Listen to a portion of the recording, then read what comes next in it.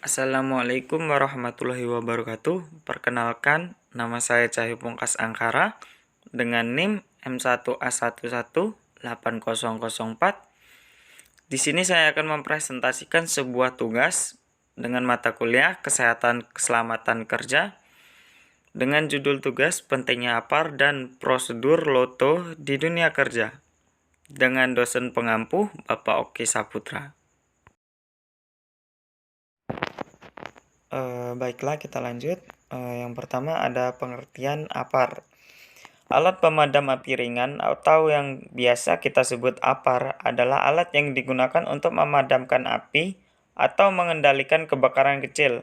Alat pemadam api ringan atau APAR pada umumnya berbentuk tabung yang diisikan dengan bahan pemadam api yang bertekanan tinggi dari segi aspek kesehatan dan keselamatan kerja atau K3. APAR merupakan peralatan wajib yang harus dilengkapi oleh setiap perusahaan dalam mencegah terjadinya kebakaran yang dapat mengancam keselamatan pekerja dan aset perusahaan. Selanjutnya ada jenis-jenis APAR dan fungsinya. Yang pertama ada APAR air.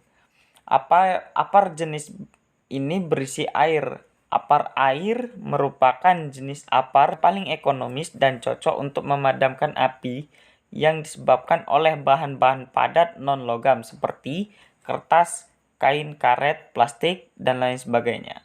Yang kedua APAR busa atau foam AFFF. APAR jenis ini adalah APAR yang terdiri dari bahan kimia yang dapat membentuk busa. Busa AFFF, aqueous film forming foam, yang disembur keluar akan menutupi bahan yang terbakar sehingga oksigen tidak dapat masuk untuk proses kebakaran.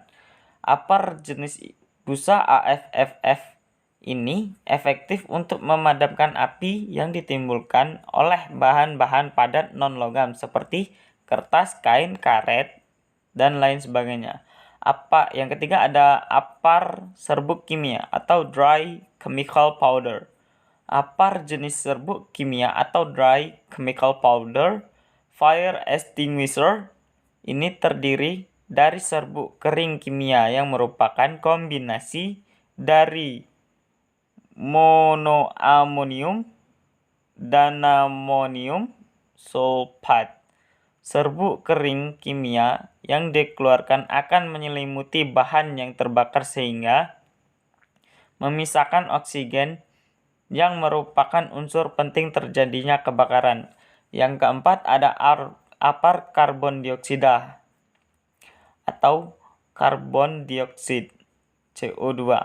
APAR jenis karbon dioksida CO2 adalah APAR yang menggunakan bahan karbon dioksida atau karbon dioksid atau CO2 sebagai bahan pemadamnya. APAR karbon dioksida sangat cocok untuk kebakaran kelas B, bahan cair yang mudah terbakar, dan kelas C, instalasi listrik yang bertegangan. Selanjutnya ada golongan kebakaran. Yang pertama ada kebakaran kelas A, adalah kebakaran yang menyangkut benda-benda padat kecuali logam. Contoh, kebakaran kayu, kertas, kain, plastik, dan sebagainya. Alat atau media pemadam yang tepat untuk memadamkan kebakaran kelas ini adalah dengan pasir, tanah, atau lumpur, tepung pemadam, foam atau busa, dan air. Yang kedua ada kebakaran kelas B.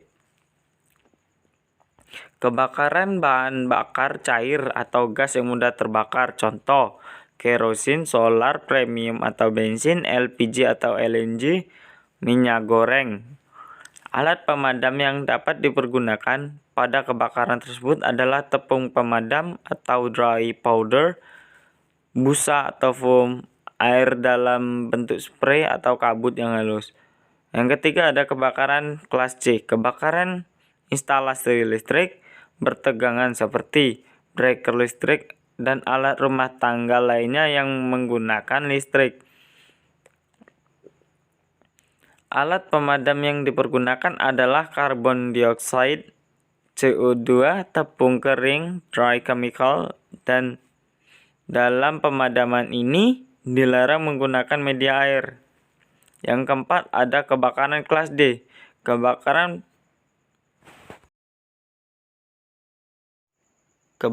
kelas D. Kebakaran pada benda-benda logam seperti magnesium, aluminium, natrium, kalsium, dan sebagainya.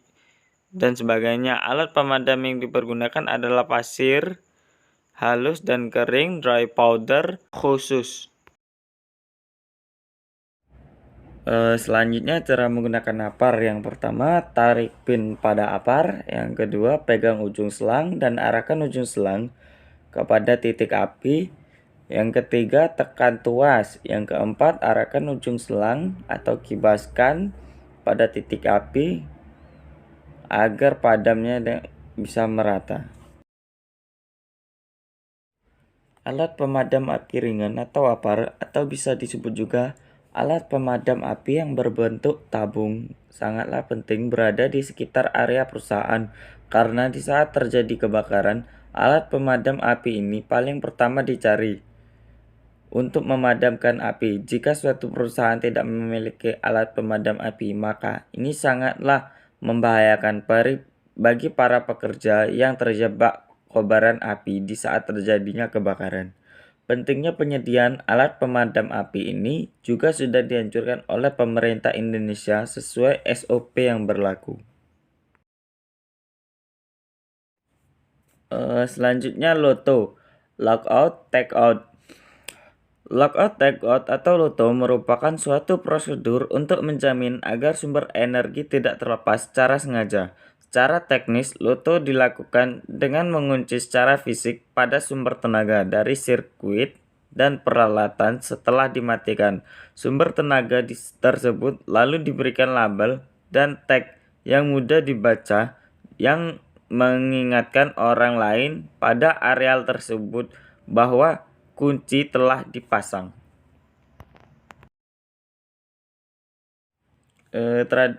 Terdapat juga prosedur LOTO, yakni yang pertama mengidentifikasi sumber energi, yang kedua mengisolasi dan mematikan sumber energi, yang ketiga mengunci dan memberi tanda bahaya pada sumber energi, yang keempat memastikan efektivitas isolasi sumber energi. Langkah-langkah melakukan LOTO. Yang pertama, analisa sumber energi berbahaya.